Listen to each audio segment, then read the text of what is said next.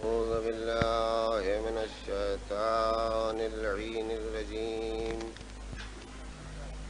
بسم الله الرحمن الرحيم. الحمد لله رب العالمين والعاقبة للمتقين والجنة للموحدين والنار للملحدين، والصلاة والسلام على سيد الأنبياء والمرسلين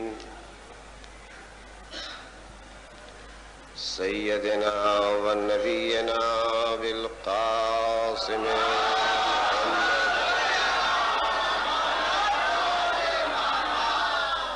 وآله الطيبين الطاهرين المعصومين، واللعنة الدائمة على قاتليهم وغاصبي حقوقهم وعدائهم إلى يوم الدين. أما بعد، فقد قال الله تبارك وتعالى وهو أصدق القائلين: بسم الله الرحمن الرحيم. الله ولي الذين آمنوا يخرجهم من الظلمات إلى النور، والذين كفروا أولياءهم الطاغوت يخرجونهم من النور إلى الظلمات، أولئك أصحاب النار هم فيها خالدون. صلوات محمد.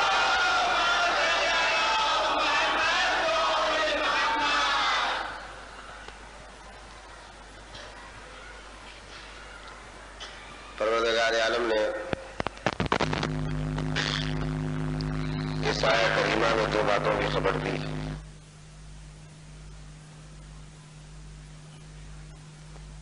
پہلی خبر یہ ہے کہ ہر مومن کا ولی اللہ ہے.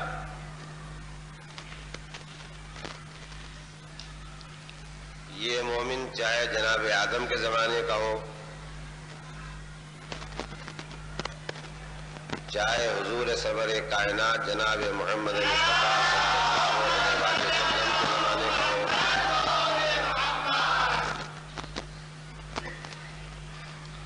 آج کے زمانے کا ہو، یا قیامت آنے تک جتنے مومنین پیدا ہوں گے اس زمانے کا. یہ وضاحت میں نے اس لیے کرنا چاہی ہے کہ سننے والوں کے ذہنوں میں یہ خیال نہ رہ جائے کہ آیت کا تعلق صرف پیغمبر کی امت سے.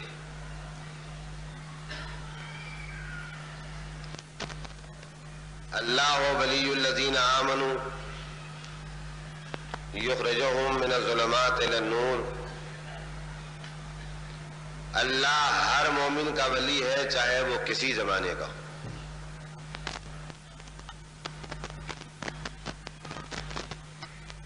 اور ہر زمانے کے ہر مومن کا ولی ہے تو ہر مومن اس بات کا یقین بھی رکھے اور اطمینان بھی رکھے کہ تم مومن ہو کہ کبھی اگر خدا کو بھول بھی جاؤ تو وہ خدا جو تمہارا ولی ہے وہ تمہیں نہیں بھولے گا. اور اس بات کے سمجھنے کے لیے ایک لفظ کہنا کافی ہے.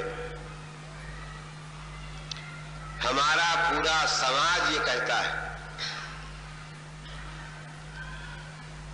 کہ اولاد اگر اپنے ماں باپ کو بھول جائے تو بھول جائے، مگر ماں باپ اولاد کو نہیں بھولتے.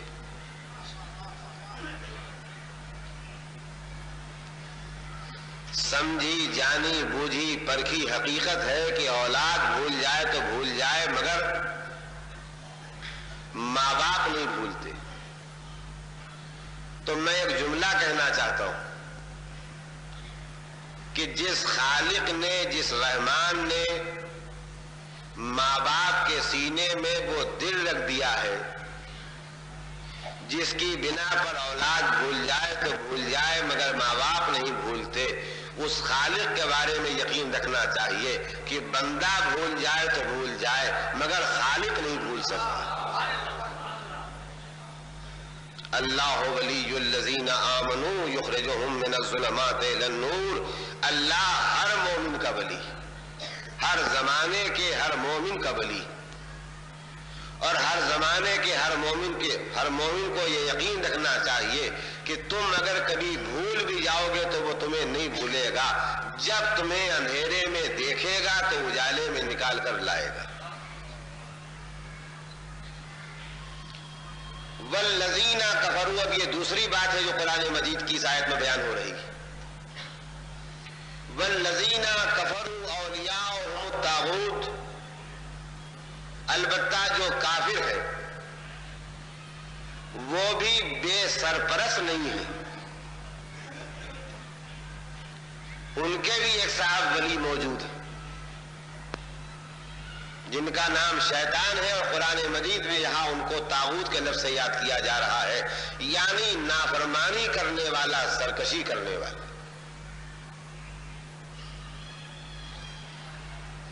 اور اب یہاں پر جملہ میں اگر دہراؤں تو شاید بھیجا نہ ہو،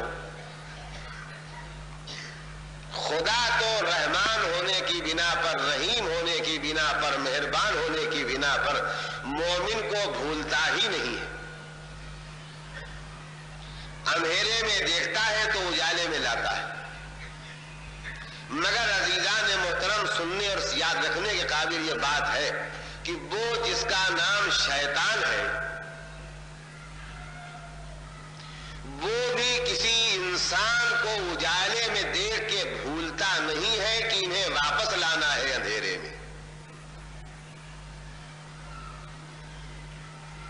اللہ نے اعلان کیا کہ یہ گمراہ کرنے والے شیطان اور گمراہ ہونے والے کافر دونوں کے دونوں دوزخ میں جائیں گے اور ہمیشہ ہمیشہ دوزخ کی آگ میں رہیں گے۔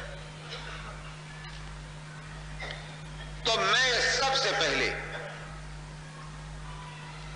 آج کی مجلس میں اپنے اس محترم مجمع کو جو سب سے پہلی بات پوری شدت کے ساتھ محسوس کرانا چاہتا ہوں وہ یہ ہے کہ آپ کبھی اس بات سے غافل نہ ہو کہ شیطان اگر آپ کو اجالے میں دیکھے گا تو اپنی کوشش سے باز نہیں آئے گا کہ ان کو اجالے سے نکال کر کے اندھیرے میں واپس لے جائے۔ اگر ہم اندھیرے میں پڑے ہیں تو شیطان شاید ہماری طرف سے کچھ بے فکرہ ہو جائے، لیکن اگر ہم اجالے میں ہیں تو جتنا ہم زندگی اور ہدایت کے اجالے میں ہیں شیطان اتنا ہی ہماری گھات میں ہے اور اتنا ہی ہماری طاقت میں۔ میں اس سلسلے میں آپ کا ہزاروں بار کا سنا ہوا واقعہ سنانا چاہتا ہوں، یہ جانتے ہوئے سنانا چاہتا ہوں کہ بہت سے ہمارے بھائی یہاں تشریف فرما ہے جو اس واقعے کو جانتے ہیں، مگر میرے بھائی بہت سے بچے وہ بھی ہیں جو نہیں جانتے۔ اجالے میں دیکھ کر کے شیطان کسی کو چھوڑے گا نہیں، معاف نہیں کرے گا، بخشے گا نہیں، غفلت نہیں برتے گا، ہمت نہیں ہارے گا، وہ کوشش میں لگا رہے گا کہ ان کو اجالے سے نکال کر کے اندھیرے میں لے آؤ۔ اور اس سلسلے کا سب سے شاہکار ترین واقعہ جو ہر انسان کو مطمئن کرنے کے لیے کافی ہے وہ یہ ہے کہ جب جناب ابراہیم علیہ السلام نے 3 دن خواب دیکھنے کے بعد، میں واقعے کا ضروری خلاصہ صرف اس لیے بیان کروں گا کہ میرے وہ بچے اور نوجوان جو واقعے سے بے خبر ہیں وہ بھی باخبر ہو جائیں، اور جو جانتے ہیں ان سے معذرت کروں گا کہ آپ اتنی دیر سب سے کام لیں کہ نہ جاننے والوں کو میں بتلا لوں۔ ایک صلوات بھیجیے محمد اور آل محمد۔ نہیں، یہ تو آگے والوں نے پڑھ دی صلوات، سب نے مل کے دی۔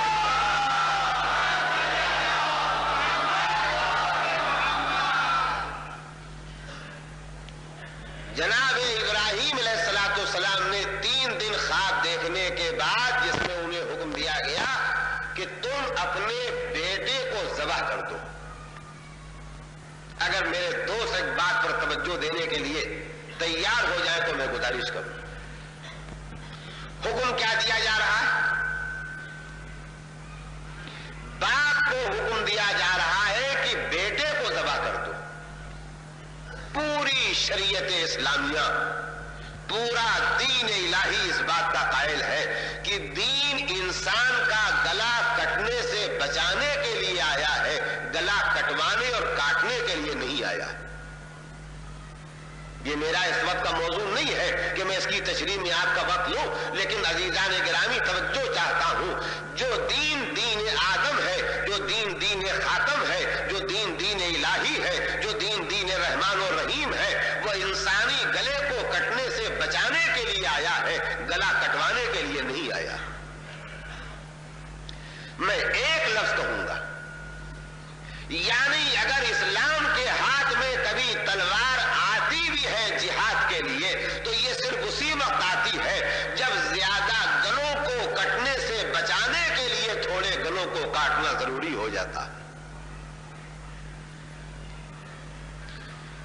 یہ جہاد نہیں ہے. میں چاہتا تھا کہ اس موضوع پر میں نہ پڑھوں، لیکن ایک جملہ کہنا چاہتا ہوں. یہ جہاد نہیں ہے میرے پیارے بھائیوں اور بچوں، یاد رکھنا، جہاد نام ہے اس آپریشن کا. جب جسم کا کوئی حصہ زہریلا ہو کے، بیکار ہو کے اس منزل پر بیمار اور خراب ہو جائے کہ اگر اس کو جسم سے جڑا رہنے دیا جائے تو وہ دوسروں کو بھی زہریلا بنا دے گا، تو آپریشن کی میز پر لٹا کے زہریلا حصہ کاٹ دیا جاتا ہے تاکہ بقیہ حصہ بچ جائے. بس ایسے ہی انسانی سماج میں جب کچھ حصہ کفر و نفاق سے زہریلا ہو جاتا ہے اور خطرہ ہوتا ہے کہ اگر یہ سماج میں زہریلا حصہ باقی رہا تو یہ پورے سماج کو زہریلا بنا دے گا، تو جہاد کے ذریعے آپریشن کر کے زہریلے حصے کو الگ کر دیا جاتا ہے، انسانی سماج بچا لیا جاتا ہے. ایک سلام بھیجیے محمد علی.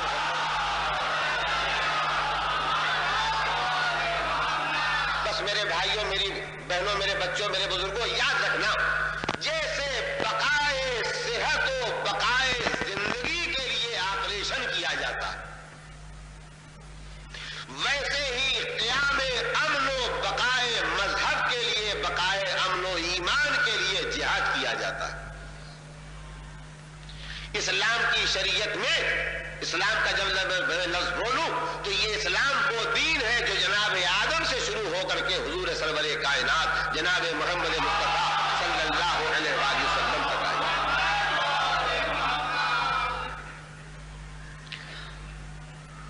اسلام میں کبھی بھی انسان کے گلے کے کاٹنے کی اجازت نہیں دی گئی، اور اگر میدان جہاد میں مجبوراً کچھ فاسد گلے کاٹنا پڑے تاکہ بقیہ گلے بچ جائیں تو وہاں بھی شرط لگا دی ہے کہ تلوار چلانے سے پہلے بے گناہ معصوم سے اجازت لے لینا. میں آپ کے سامنے فخر کے ساتھ کہہ سکتا ہوں کہ میرے سارے مسلمان بھائیوں کے مقابلے میں مجھے فخر و غرور کے ساتھ یہ کہنے کا حق حاصل ہے کہ آپ کے جہاد کی قیادت معصوم کے ہاتھ میں نہیں ہوتی ہے، ہمارے جہاد کی قیادت معصوم کے ہاتھ میں ہوتی ہے.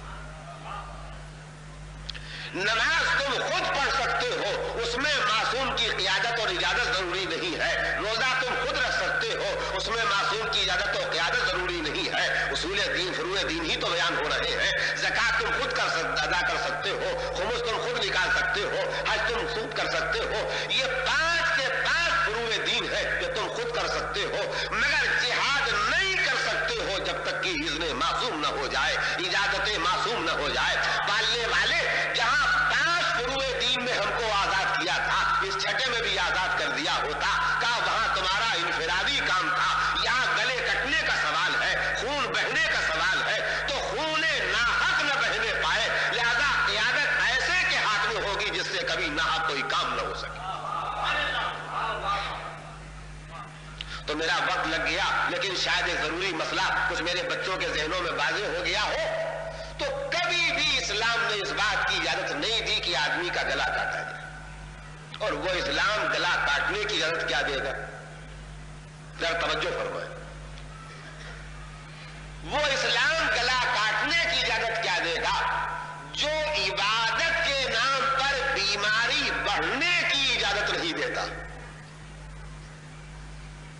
میں شاید میں اپنے محترم مجمع کو اپنے فقرے کی قدر و قیمت کا احساس کرانے سے ناکام رہا۔ عزیزان گرامی، گلا کٹنے کا مطلب تو زندگی کا ختم ہو جانا۔ بیماری میں ضروری نہیں ہے کہ زندگی ختم ہو جائے، لیکن وہ مذہب جو زندگی سے انسان کے اتنا پیار کرتا ہے کہ وہ یہ کہتا ہے کہ وضو واجب ہے، غسل واجب ہے، اس کے بغیر تمہاری نماز نہیں ہو سکتی ہے، تمہارا روزہ نہیں ہو سکتا ہے، لیکن اگر پانی کے استعمال سے بیماری بڑھ جانے کا خطرہ ہے، یقین نہیں ہے، تو تم پانی استعمال نہ کرنا، تیمم کر کے وضو اور غسل کے بجائے نماز اور روزہ بجا لانا۔ تو جو بیماری بڑھنے کی اجازت نہیں دیتا ہے، وہ گلا کٹنے کی اجازت کیسے دے دے گا؟ اگر روزے کی بنا پر خطرہ پیدا ہو جائے بیماری پیدا ہونے کا یا بیماری بڑھنے کا یا مشقت شدید کا، تو رحمان کہتا ہے میں نے اپنی عبادت اٹھا لی ہے۔ بندگی تبھی تک ہے جب تک تیری زندگی اس بندگی کے بوجھ کو اٹھا سکے۔ تو میں سمجھتا ہوں کہ اب مزید مجھے وضاحت کی ضرورت نہیں ہے کہ اسلام میں نہ گلا کٹنے کی اجازت، گلا کاٹنے کی اجازت کبھی تھی، نہ ہے، نہ ہوگی اور نہ ہو سکتی ہے۔ میں نے بڑا وقت لیا، سنانے میں کچھ اور جا رہا تھا، لیکن رستے میں ایک بات یاد آ گئی تو اس کی طرف متوجہ ہو گیا۔ انشاءاللہ آپ کے سامنے ایک اہم چیز سامنے آ جائے گی، ایک توجہ فرمائیں۔ مگر جناب ابراہیم سے پروردگار عالم خواب میں کہتا ہے تم انسان کا گلا کاٹو۔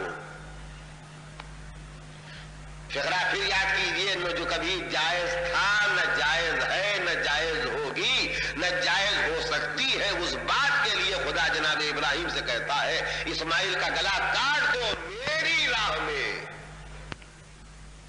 اے خالق حیات، اے مالک حیات، اے محافظ حیات، یہ کیسا تیرا عجوبہ حکم آ رہا ہے، انوکھا حکم آ رہا ہے، نرالا حکم آ رہا ہے کہ آدمی کے ہاتھ سے آدمی کا گلا کاٹا جائے۔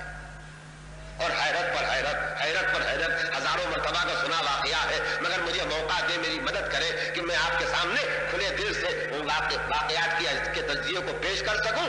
نرالا حکم یہ ہے کہ انسان کے گلے کو انسان کاٹے، اور وہ بھی اس شرط کے ساتھ کہ باپ اپنے بیٹے کے گلے کو کاٹے۔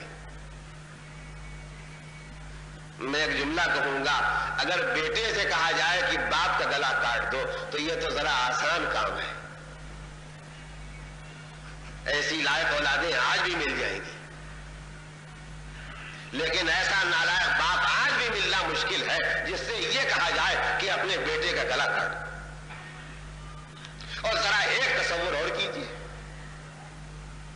جناب ابراہیم کا بڑھاپا آ گیا، جناب ابراہیم کا بڑھاپا آ گیا، اور اولاد جناب ابراہیم کے یہاں نہیں ہوتی۔ اگر کوئی نعمت رک جائے، اگر کسی نعمت میں تاخیر ہو جائے تو میرے بھائیوں، میری بہنوں، کبھی خدا پر سے ایمان نہ اٹھا لینا۔ ہم کیا ہیں، ہماری حقیقت کیا ہے؟ اگر ابراہیم جیسا نبی بوڑھا ہو سکتا ہے اور اولاد سے محروم رہ سکتا ہے، تو اگر ہم کسی نعمت سے محروم ہو جائیں تو اللہ پر سے ایمان کمزور کرنے کی کوئی وجہ نہیں۔ یہاں تک کہ آپ کی بیوی جناب سارہ نے جو ان کی کنیز تھی جناب ہاجرہ، وہ جناب ابراہیم کو خود بخش دی اور یہ کہا کہ ان کو اپنی بیوی بنا لو، مجھ سے اولاد نہیں ہوتی ہے، شاید انہی سے اولاد ہو جائے۔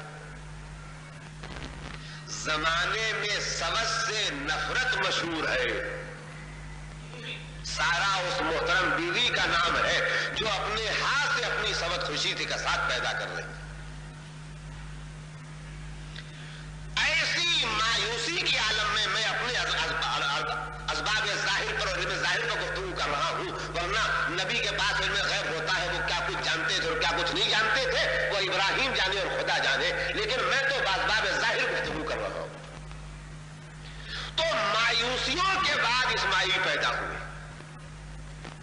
آپ یقین مانیے، نکاح ہوا اور نکاح کے ٹھیک 9 مہینے بچہ پیدا ہو گیا تو لوگ کہتے ہیں اتنی جلدی؟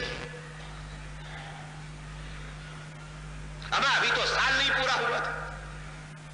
تو معلوم ہوا اگر جلدی بچہ پیدا ہو گیا تو آنے والے کی قدر و قیمت میں کوئی کمی نہیں ہے، مگر جلدی کی وجہ سے اس کا وقار گھٹ جاتا ہے۔ 1 साल गुजर गया औलाद नहीं हुई, दूसरा साल गुजर गया औलाद नहीं हुई, 5 साल गुजर गए औलाद नहीं हुई, अब 10 साल गुजर गए औलाद नहीं हुई, 80 साल के हो गए जनाब इब्राहिम औलाद नहीं हुई कि एक मरतबा खबर फैली कि इस्माइल पैदा हुए। तो आप पहचानिए ये इस्माइल नहीं है, ये 80 साल की तमन्नाओं का जिंदा पैकर है। ये इस्माइल नहीं है, मायूसियों के अंधेरों में उजाला है। ये इस्माइल नहीं है, मोहब्बत का एक मीनारा है। अब जरा तीनों बातें मिलाइए। जहां जिस मजहब में गले के काटने की इजाजत नहीं दी जाती है, वहां हुक्म दिया गया है इब्राहिम गला काटो, अपने बेटे का गला काटो, मेरे नाम पर काटो, मेरी खुशी के लिए काटो, और उस बेटे का गला काटो जो बड़ी मायूसियों के बाद पैदा हुआ है। पहचानिए हुक्म मुश्किल था या नहीं?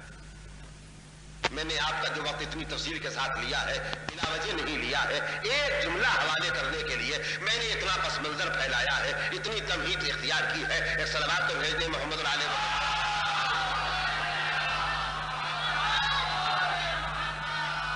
हजारों मरतबा का सुना हुआ वाकया है। मेरा हर भाई जो यहाँ मौजूद है वो जानता है। मगर एक बात मैं आपसे पूछना चाहता हूँ, अगर जनाब इब्राहिम के अलावा ये हुक्म हम में से, आप में से किसी को दिया गया होता, तवज्जो कीजिएगा तभी बात कहूंगा वरना न कहूंगा। अगर ये हुक्म हम में से, आप में से किसी आदमी को दिया गया होता, वो चाहे बहुत बड़ा आलिम दीन ही क्यों न होता, तो दिमाग में फौरन ख्याल आता ये हुक्म तो ऐसा गलत है कि खुदा दे ही नहीं सकता। गला काटने का हुक्म, वो भी चाहने वाला बाप गला काटे, अपने चहीते बच्चे का गला काटे जो बड़ी तमन्नाओं के बाद पैदा हुआ है, ये हुक्म गलत है। और अल्लाह ने एक रास्ता और पैदा कर दिया था, जिब्रील को भेज के नहीं पैगाम दिया, ख्वाब में हम आप होते, हमारा ख्वाब का एतबारी क्या है। चलो झंझट खत्म हुआ। लेकिन जनाब इब्राहिम ने जब 3 दिन ख्वाब में देखा कि उन्हें हुक्म दिया जाता है कि मेरी राह में अपने फर्जंद को ज़बह कर दो, तो जनाब इब्राहिम जनाब इस्माइल से कहते हैं कि बेटा मैंने ऐसा ख्वाब देखा है, तुम्हारी क्या राय? आपके सामने फिर कहूंगा, अब इब्राहिम ने तो हुक्म मान लिया खुदा का। अब इब्राहिम की मंजिल थी, इस्माइल की मंजिल थी। इस्माइल कह सकते थे बाबा जरा सोचिए, इस रहमान के मजहब में गला काटने का हुक्म आ ही कहां सकता, और वो भी आप काटे, हमारा गला काटे। अब भाई तो कोई ख्वाब होगा, छोड़िए। मगर नहीं, जनाब इब्राहिम ने हुक्म खुदा को हुक्म खुदा माना। तवज्जो चाहता हूं, नतीजा जब आपके सामने आएगा तब आपको कीमत महसूस होगी, लेकिन चंद मिनट मुझे पढ़ने दीजिए।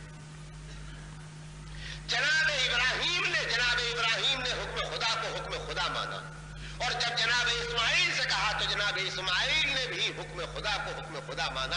कहा बाबा जो हुक्म मिला है आप कर गुजरिए, मुझे आप सब्र करने वाला पाए। कहा तो फिर चलो, कहा चलिए, और हुक्म की अदायगी में कहीं कोताही न होने पाए। लिहाजा बेटे ने बाप से कहा बाबा आंखों पर पट्टी बांध लीजिए ताकि मोहब्बत तामील राह खुदा में रुकावट न बन सके, और कहा मेरे हाथ पैर बांध के मुझे पेशानी के भल जा दीजिए ताकि मेरा कोई तसव्वुर आपके जहन पर ऐसा न पैदा रहे कि मेरा तड़पना, मेरा पुकारना, मेरा बोलना कहीं से आपके हाथ में कमी पैदा कर दे। तो इतना मजबूत हुक्म खुदा है कि वो आंख नहीं बंद कर रहे, आंखों पर पट्टी नहीं बांध रहे हैं, अदम तामील की राहों को बंद कर रहे हैं, और ये अपने हाथ पैरों को रस्सी से बंधवा के पेशानी के भल नहीं लेट रहे हैं, बल्कि उन सारे जज्बात को सरनिगू कर रहे हैं जो तामील हुक्म खुदा में रुकावट बन सके। इस्माइल ने हुक्म खुदा की तामील के लिए अपने को पेश कर दिया, और इब्राहिम हुक्म खुदा की तामील कर गुजरे। जब ज़बा कर चुके, इत्मीनान हो गया कि ज़बा कर चुके, सर जुदा हो गया, गर्दन कट गई, पट्टी खोली। अब जो पट्टी खोली तो मंजर क्या देखा कि इस्माइल खड़े मुस्कुरा रहे हैं, दमदुम्बा ज़बा किया हुआ पड़ा। सुनिए, मैंने इतना आपका वक्त लिया है, अगरचे मैं थोड़ी समझ का कमजोर जरूर हूं, मगर कभी कभी समझदार भी हो जाता हूं। मैंने ये हुक्म आपके सामने इतनी तफसील क्यों बयान की है? एक जुमले के लिए कि बताइए, अगर इब्राहिम हुक्म पर सोचते कि ये हुक्म कैसा है, इस्माइल हुक्म पर सोचते कि ये हुक्म कैसा है, तो उनको शक पैदा होता, बल्कि यकीन पैदा होता कि ऐसा हुक्म खुदा दे ही नहीं सकता। तो जनाब इब्राहिम और जनाब इस्माइल ने हुक्म पर भरोसा नहीं किया। लफ्जों पर तवज्जो कीजिए, इतनी देर मैंने इसी जुमले की अदायगी के लिए आपको जहमत दी है। इब्राहिम और इस्माइल ने हुक्म पर भरोसा नहीं किया, बल्कि हाकिम पर भरोसा किया। हमें यह नहीं सोचना है कि गला काटने का हुक्म आ सकता है या नहीं आ सकता है, और वो भी बाप गला काटे बेटे का, और वो भी चहीते बेटे का काटे। नहीं, हमें यह सब सोचना ही नहीं है। ये तो हम तब सोचते जब खुदा के बारे में तसव्वुर होता कि वो गलत हुक्म दे सकता है। जब उस पर ईमान है कि वो गलत हुक्म दे नहीं सकता है, तो तामील करना हमारा फरीदा है। ये हाकिम पर एतमाद था, हुक्म पर एतमाद नहीं था। यानी बुनियादी एतमाद हाकिम की जात पर था कि वो गलत हुक्म दे ही नहीं सकता है। हुक्म हमारी समझ में नहीं आता है, तो ये हमारी समझ का फेल है। हाकिम पर एतमाद होना चाहिए। और हाकिम पर एतमाद का नतीजा दुनिया ने क्या देखा कि इस्लाम ने गला कटने नहीं दिया। गला कटने नहीं दिया, रिजल्ट वही निकला कि जानवर तबाह हुआ, इस्माइल तबाह नहीं हुए। तो मैंने अपनी देर जो गुजारिश की है, दोनों हाथों को जोड़ के एक बात कहना चाहता हूं, मेरे भाइयों, यहीं से सबक ले जाओ कि हुक्म पर बहस करने के बजाय हाकिम पर एतमाद करने का मिजाज पैदा करो। हुक्म पर बहस करने के बजाय हाकिम पर एतमाद करने का मिजाज पैदा करो। यकीन मानो, हुक्म पर बहस करोगे, रीजन पूछोगे, वजह पूछोगे, फायदा पूछोगे, इल्लत पूछोगे, बहसें करोगे, तो हुक्म में उलझने पैदा होती जाएगी, ईमान कमजोर होता जाएगा, इनकार का मिजाज पैदा होता जाएगा, खुदा पर से एतमाद हटता जाएगा। जब यकीन है वो गलत हुक्म दे ही नहीं सकता है, तो आंख बंद करके तामील करो। तो एक ही जुमला मुझे आपके हवाले करना था कि हुक्म पर बहसें बंद कर दीजिए, हुक्म देने वाले खुदा पर एतमाद को बहाल रखिए, फिर ईमान में कभी कमजोरी नहीं पैदा होगी और तामील में कभी कोताही नहीं पैदा होगी। सलवात भेज दे मोहम्मद। खट खट, घंटी तो थी नहीं उस जमाने में। यही तो कालबिल तो नहीं हुई। खटखट खटखट। जनाब हाजरा ने कहा कि घर पर न जनाब इब्राहिम मौजूद है न जनाब इस्माइल मौजूद है। आपने फरमाया, हम न इब्राहिम से मिलने आए हैं न इस्माइल से मिलने आए। क्या फिर तुम मिलने किससे आए हो? मिलने किससे आए हो? कहा, हम तो इस्माइल की मां से मिलने आए हैं। आपने फरमाया, मैं किसी गैर से मिला नहीं करती। ये हम बड़े पुराने जमाने के वाकया सुना रहे हैं, वरना इस जमाने में कोई औरत ये कहे कि मैं मिला नहीं करती, गैर मुहज्जब, और कैसे कैसे हयादार शौहर घर में बैठे रहते हैं। हमें तुम ही देख लो कौन आया है। किसी दिन यहां भी नंबर आएगा, किसी दिन शाम महफिल शाह खुरासान में भी नंबर आएगा, जब इस मौजू पर खास तौर से आपकी खिदमत में कुछ गुजारिशें करूंगा। लेकिन आज नहीं, तो इतना कहना चाहता हूं कि जनाब हाजरा ने कहा, मैं किसी गैर से मिला नहीं। कहा, मिलो या न मिलो, बात तो सुनो। कहा, अच्छा जो कहना है कह डालो। कहा, खबर लेके आए हैं इस्माइल ज़बा होने के करीब होंगे। अल्लाह, सबसे सख्त इम्तिहान है मां का ममता के जरिए। और अब मुझे जुमला वापस आपके सामने अर्ज करना है कि जनाब इब्राहिम अगर शैतान के चक्कर में नहीं आए तो नबी थे, जनाब इस्माइल अगर शैतान से मुतासिर नहीं हुए तो मासूम थे, लेकिन जनाब हाजरा तो न नबी है न मासूम। कहा, मैं अभी दौड़ा हुआ आ रहा हूं, सांस चढ़ी हुई है मेरी। गोया कि जनाब हाजरा पर एहसान जिता रहा है। तुम्हारे शौहर इब्राहिम को ख्याल है कि राह खुदा में अल्लाह का हुक्म है कि राह खुदा में इस्माइल को ज़बा कर दो। वो ज़बा करने ले गए हैं, ये ज़बा होने चले गए हैं। कहा, फिर क्या करूं? फिर क्या करूं? कहा, मेरे साथ चलो, मैं तुम्हें पहुंचाऊं ताकि अपने लाल को बचा लूं। कहा, मुझे नबी जिस घर में बिठा गए हैं मैं इस घर से बाहर नहीं निकलूं। مجھے نبی جس گھر میں بٹھا گئے میں اس گھر سے باہر، پتہ نہیں آپ نے کس چیز پر واہ واہ کی ہے وہ آپ جانے، آپ نے کس چیز پر واہ واہ کی ہے وہ آپ جانے، ہم جس چیز پر واہ واہ چاہتے ہیں وہ ہم جانتے ہیں۔ ہم تو اس چیز پر واہ واہ جانتے ہیں کہ جناب ہاجرہ نے کہا کہ جس گھر میں مجھے نبی بٹھا گئے ہیں میں اس سے باہر۔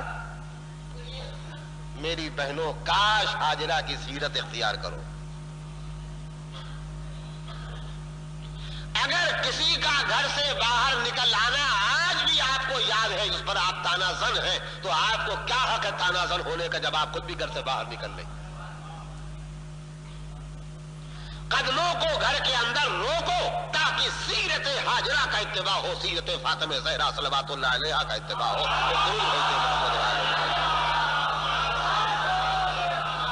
ایک صلوات اور بھیجے محمد علیہ محمد۔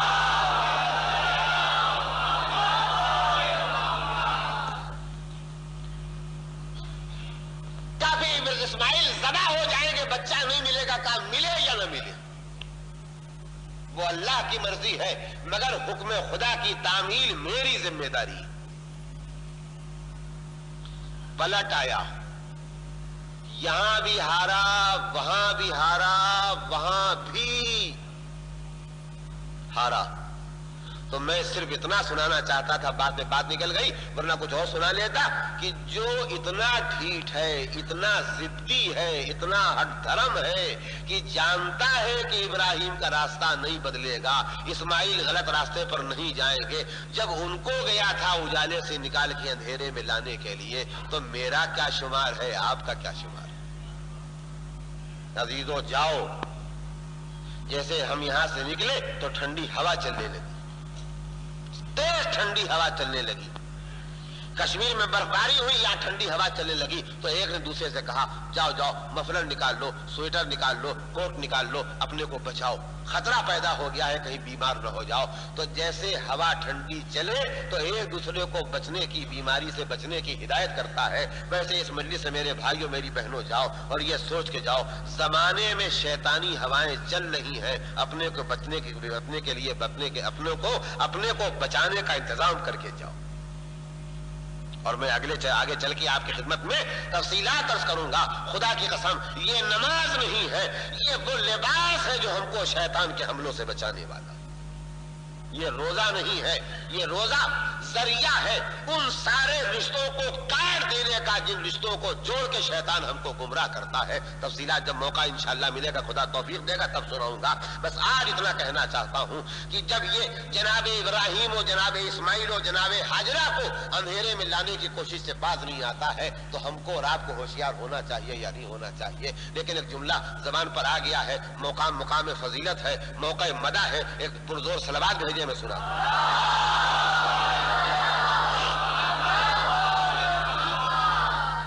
شیطان کو ایک بات پر غور کرنا پڑا ہوگا، شیطان بھی چکر میں آ گیا آج۔ جناب ابراہیم نہیں متوجہ ہوئے، اسے اطمینان تھا، اس نے خدا کے سامنے بھی کہا تھا پالنے والے سب کو بہکاؤں گا لیکن تیرے خالص بندوں کو نہیں بہکا سکوں گا۔ تو جب جناب ابراہیم نہیں بہکے اسے اطمینان ہوا، ہم تو پہلے ہی جانتے تھے یہ نہیں بہکیں گے، لیکن لاؤ کوشش کرنے میں کیا حرج ہے۔ جناب اسماعیل نہیں بہکے، اسے اطمینان ہو گیا یہ نہیں بہکے، ٹھیک ہے یہ بھی معصوم ہے، لیکن جب جناب ہاجرہ نہیں بہکی تو شیطان کو بھی چکر آ گئے۔ اس کے پاس پچھلا تجربہ تھا، پچھلا تجربہ تھا کہ جناب نوح کی بیوی کو بہکا چکا تھا، اور حالیہ تجربہ تھا عہد جناب ابراہیم کا کہ جناب لوط کی بیوی کو بہکا چکا تھا۔ تو شیطان کو بھی کم سے کم چکر آ گئے کہ یہ کیا بات ہے، نوح کی بیوی کو میں بہکا سکا، لوط کی بیوی کو میں بہکا سکا، یہ ابراہیم کی بیوی کو کیوں نہیں بہکا سکتا ہوں؟ لیکن شیطان کو سمجھ میں آئی ہو یا نہ آئی ہو، میرے ایمان میں بات آ گئی، وہ یہ کہ جناب ہاجرہ صرف جناب ابراہیم کی بیوی نہیں تھی بلکہ جناب اسماعیل کی ماں بھی تھی۔ لہذا عزیزو یاد رکھنا، کوئی بہک جائے تو بہک جائے، مگر جو معصوم کی ماں ہوگی وہ نہیں بہک سکتی۔ جو ایک معصوم کی ماں ہو اگر وہ ہاجرہ ہے تو جو 11 معصوموں کی ماں ہوگی اس کا نام فاطمہ زہرا ہے صلوات اللہ علیہ۔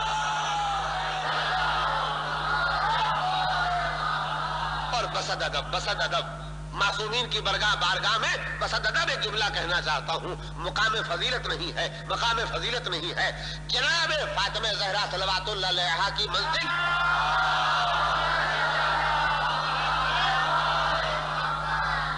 कायनात की औरतों में सबसे ऊंची, सबसे बुलंद दर्जा मंजिल, अव्वलीन और आखरीन में सबसे ज्यादा बाज़मत, बाकमाल, बाफजीलत, बारुतबा जनाब मासूम कौन है। लेकिन एक लफ्ज कहने का मेरे पास मौका आ गया है और यकीन मानिए वो जनाब मासूमा की शान में किसी किस्म की बेअदबी भी नहीं है, बल्कि इंशाअल्लाह मासूमा के लिए एक मौका मसरत होगा। जो 11 मासूमों की मां, जो 11 मासूमों की मां वो फातिमा बिनते मोहम्मद, और जो 12 मासूमों की मां वो फातिमा बिनते असद।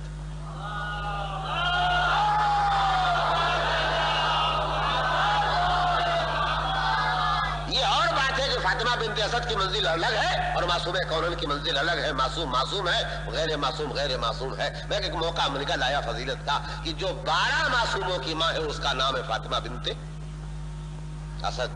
और अब मैंने आपकी जहमत तमाम की, मैं आगे चल के आपके सामने मजीद तफसीलात पेश करूंगा। आज मैंने सिर्फ एक ही आपको पैगाम देना चाहा है, जिसको 2 लफ्जों में याद रखिएगा कि अहकाम खुदा और नबी और इमाम पर बगैर बहस के तामील के लिए तैयार हो जाइए, वरना हाकिम पर एतमाद कमजोर हो जाएगा और आप उजाले से निकल करके अंधेरे में वापस आ जाएंगे।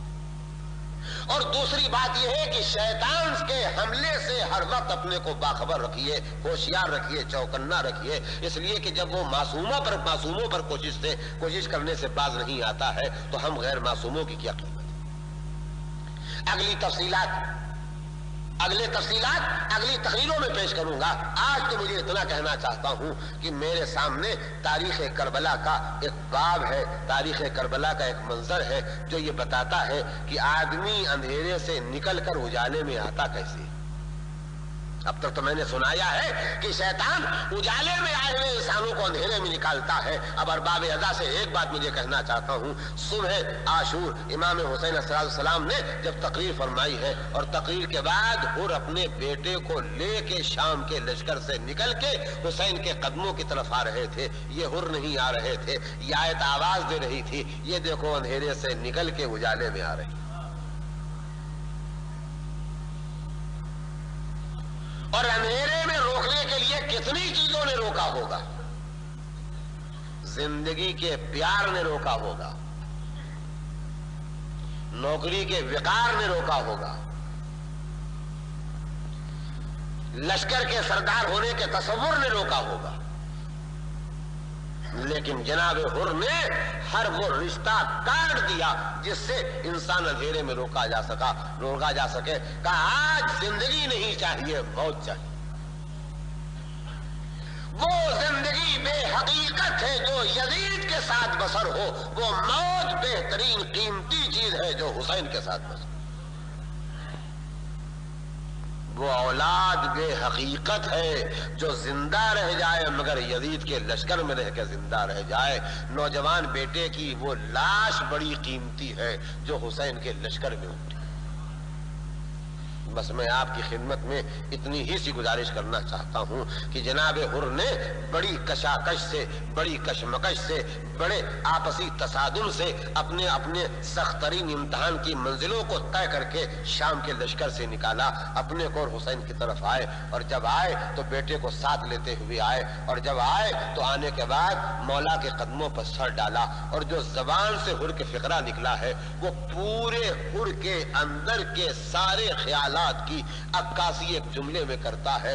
हुर कांप रहे हैं, सर से पैर तक कांप रहे हैं, इतना कांप रहे हैं कि जिस्म बेकाबू हुआ जाता है, इतना कांप रहे हैं कि देखने वाला देख के कहता है हुर तुम कांप क्यों रहे हो, लेकिन इतनी कपकपी के बावजूद इसकी जिस्म बेकाबू है। एक मर्तबा कहते हैं मौला क्या मेरी भी खता माफ हो सकती। खुदा की कसम हम गुनाहगारों पर एहसान कर गए हुर। खुदा की कसम हम गुनाहगारों पर एहसान कर गए हुर। یہ بتا گئے جب میری خطا معاف ہو سکتی ہے تو کوئی گناہگار مایوس نہ ہو کہ اس کی خطا نہیں معاف ہو سکتی۔ ہاں شرط یہی ہے جیسے میں نے توبہ کی ہے ویسے تم بھی توبہ کرو، جیسے میں نے رستہ بدلا ہے ویسے تم بھی رستہ بدلنا، جیسے میں نے اپنے میں کرداری انقلاب پیدا کیا ہے ویسے تم بھی اپنے میں کرداری انقلاب پیدا کیا۔ کیا جملہ ہے جس میں دل و دماغ کی ساری کیفیتوں کی عکاسی ہے۔ مولا کیا میری بھی خطا معاف ہو سکتی ہے؟ اور یہ تم کیوں پوچھ رہے ہو؟ اور یہ تم کیوں پوچھ رہے ہو کیا میری بھی خطا معاف ہو سکتی ہے؟ کہا اس لیے پوچھ رہا ہوں کہ آج اور آج کے بعد اس خاندان پر جتنی تکلیفیں آئیں گی ہر تکلیف میں میرا ایک حصہ ہے۔ جو زحمتیں یہ جھیل چکے اس میں بھی میرا حصہ ہے، اور جو زحمتیں جھیلنے والے ہیں اس میں بھی میرا حصہ ہے۔ تو مولا کیا میری بھی خطا معاف ہو سکتی؟ اور اب قدرت نے آواز دی، ہم ہر مومن کے ولی ہیں، ہم ہر مومن کے ولی ہیں، اس کو اندھیرے سے نکال کے اجالے میں لاتے ہیں۔ اب میں نے کل کہا تھا اللہ نظام اسباب قائم کرتا ہے، نظام اسباب کے اس وقت ذمہ دار سربراہ اس نظام ہدایت کے حسین ابن علی تھے۔ ایک مرتبہ بازو پکڑا اور بازو پکڑنے کے بعد زبان مبارک پر فقرہ وہ آیا جو یہ بتاتا ہے کہ یہ ذمہ دار ہدایت بھی ہے اور یہ اللہ کی طرف سے جو نظام ہدایت ہے اس کے سلسلے کے ذمہ دار بھی ہیں اور اس کے نمائندے بھی ہیں۔ ایک مرتبہ بازو پکڑا، اٹھایا، سینے سے لگایا اور کہا میں نے بھی معاف کیا، میرے خدا نے بھی معاف کیا۔ بس اب میرے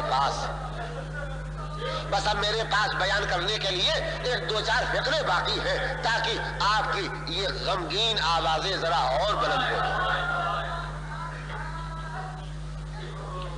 حسین نے کہا میں نے بھی معاف کیا، میرے باپ نے بھی، میرے خدا نے بھی معاف کیا، میں نے بھی معاف کیا، میرے خدا نے بھی معاف کیا۔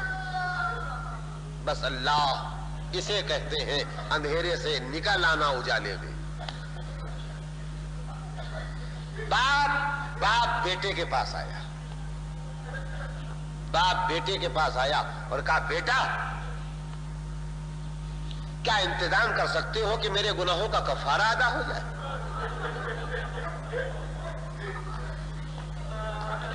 میں اپنے لفظوں میں سناتا ہوں، کیوں بیٹا کیا اپنے باپ کی مدد کرو گے، اپنے باپ کے کام آؤ گے؟ تو بیٹے نے کہا بابا کام کا راستہ بتائیے میں تیار ہوں۔ کہا لال ایک کام کرو، مولا کی خدمت میں اجازت لے کے میدان میں جا کے لڑ کے مولا پر جان دے دو۔ بیٹا تم جان دے دو تاکہ میں تمہارا جوان لاشا اپنے ہاتھوں پر اٹھا کے کہوں مالک میری خطا معاف کر دے، کریم میرے گناہ معاف کر دے، رحیم غفور میرے خطاؤں سے درگزر کر۔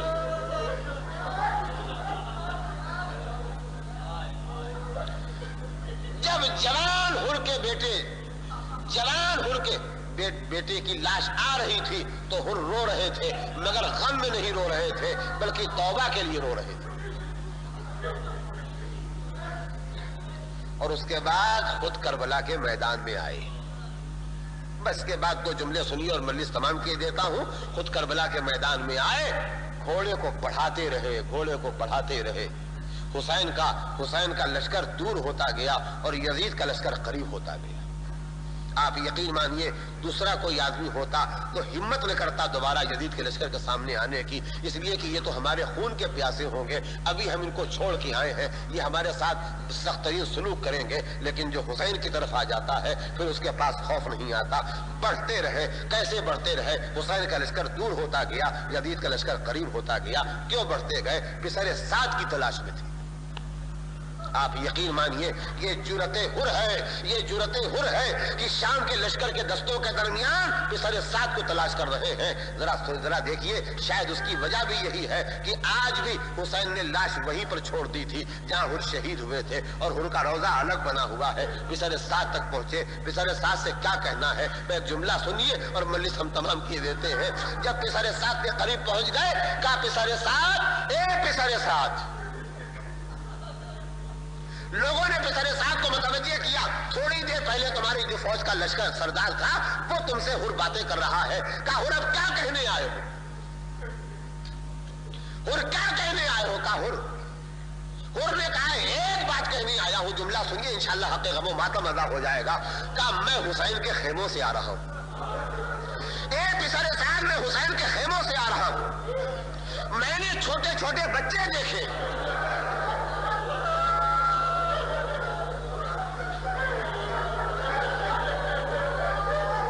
اے پسر سعد میں حسین کے خیموں سے آ رہا ہوں، میں نے حسین کے چھوٹے چھوٹے بچے دیکھے ہیں۔ روایتوں کا فکر یہ ہے کہ ایک مرتبہ جناب حر نے کہا اے پسر سعد، ارے میں نے ان چھوٹے بچوں کو اتنا پیاسا دیکھا ہے، اتنا پیاسا دیکھا ہے، اتنا پیاسا دیکھا ہے، جو اگر ابھی ابھی ان کو پانی نہ ملا تو یہ پیاس سے مر جائیں گے۔ ارے حر تو شہید ہو گئے، مگر اے بچوں کی پیاس کا ماتم کرنے والے، بچوں کی پیاس کو دیکھ کے بے چین ہونے والے، آ کے دیکھو عصر عاشور ہے، خیمے جل رہے ہیں، تازیانے برس رہے ہیں، تماچے مارے جا رہے ہیں، بچے پیاسے ہیں۔ سیعلم الذین ظلموا ای منقلب ینقلبون الا لعنۃ اللہ علی القوم